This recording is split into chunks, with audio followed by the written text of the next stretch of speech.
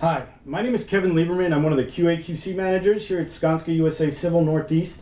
And to us, just like in every other region under the One Skanska umbrella, quality is a way of life. Our integrity is at the forefront of everything that we do, and it starts and ends with communication.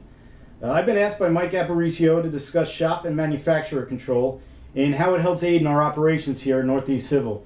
To me, one of the first steps in the control of quality and efficiency on any project is to make sure that all the materials and equipment show up in the field accurately the first time. And once there, making sure that we have the right tradesmen in place to handle the installation process. I'd like to use what we have going on today as a great example. Just outside the window here is our Skanska owned and operated welding shop here in Maspeth, Queens. We moved in just under a year ago and we're fully operational with not only the latest and greatest in welding equipment, a brand new sandblast and painting room, a 5-ton and 10-ton overhead bridge crane, but some of the best welders in New York City. Nobody here or on any Skanska job site that falls under the ASME code jurisdiction is allowed to weld for us before passing the ASME Section 9 welder qualification test. And for the sake of knowing each individual's capabilities and strengths, we administer these tests personally. If you don't pass the test, you don't weld for us.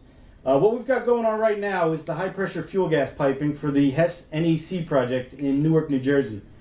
Starting with the materials, we begin assembling our turnover package with material certification reports from the vendor for all the piping and filler metal, which ensures traceability of all materials all the way back to the mill. Then we add the certifications of the personnel performing the work, as well as the qualified and approved welding procedures that they're working to. All work is then inspected by an AWS certified welding inspector, and nothing ships until his or her reports are with that package.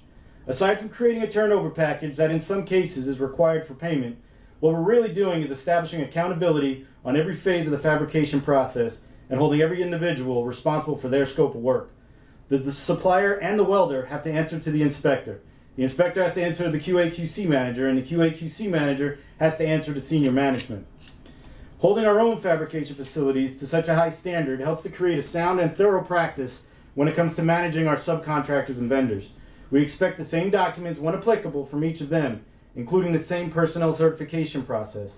Although we try to show the right amount of presence in the field as well with the right certifications or verifications and hold points in place, the idea here is to minimize the chances of things going wrong in the field, which in turn keeps the big Skanska machine moving.